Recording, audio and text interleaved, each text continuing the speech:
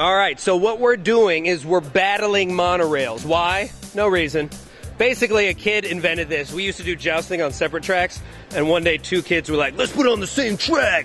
And then they put it on the same track, and since then we've been doing this for like 12 years now. Like, this is the last project of every camp we do, where kids incorporate, because they learn this all throughout the week, gear drive cars, gondolas, overlapping, all these various techniques, even merry-go-rounds, and then they put it all together in this last project to try to just joust the other person off. And what they really want to do is they want to beat us, because we're the teachers, the masters, right?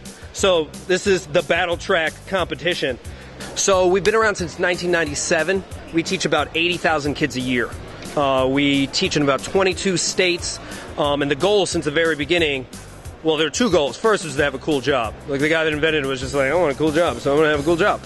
The second reason was we wanted to get kids interested in engineering.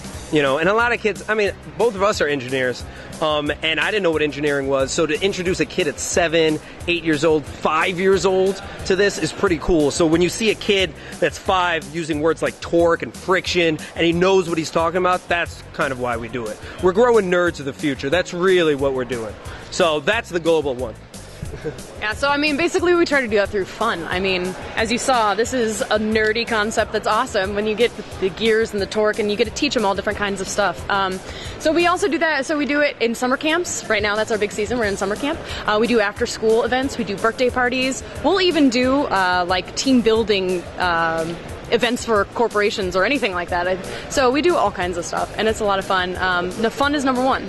And if you have fun, then learning's going to come naturally. So it's a lot of fun. It's awesome. And the other cool part, and you should just walk around, is so we bring about like 50 to 100,000 pieces of Lego, depending on the camp. So kids have free reign to do what they want. Like, we'll show them a project, but then they just while out, like engineers do. So they can customize the monorails as much as they want with all these pieces. We want them to. We actually don't want them to design it exactly like this. We want them to go crazy. And one thing we keep saying over and over again in our classes is we want them to fail faster, succeed sooner. So it's this whole idea of like embracing failure so that they can learn from it, so that they can actually create something pretty awesome.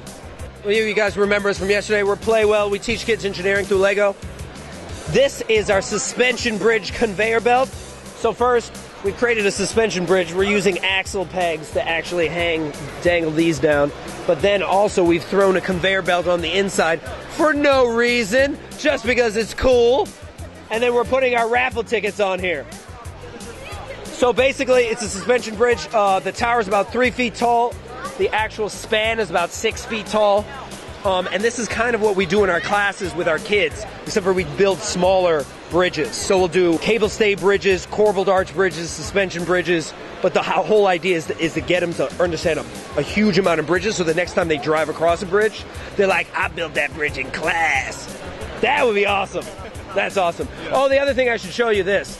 Because we're doing 2 motors, we're doing a worm gear drive on this side, so this is 24 tooth gear to a worm gear. So we have a 24-to-1 gear ratio on that side as well as on that side. And that's the best way in which to move the conveyor belt without like it going really fast and breaking. Yeah. And this is the stuff we teach in our class. So a 6-year-old or a 7-year-old should understand that by the end. That is really neat, yeah, that you can do that with those classes. So thanks for showing that to us. Yeah, man. Take care. You too. Thanks a lot.